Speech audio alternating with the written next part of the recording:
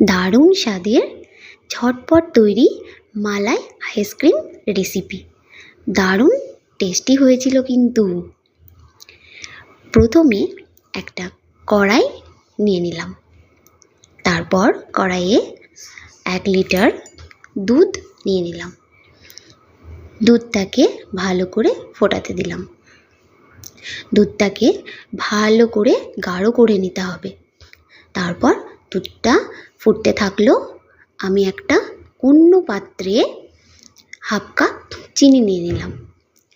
চিনিটা আস্তে আস্তে গ্যাসটাকে একটু কমিয়ে চিনিটাকে গলে নিতে হবে।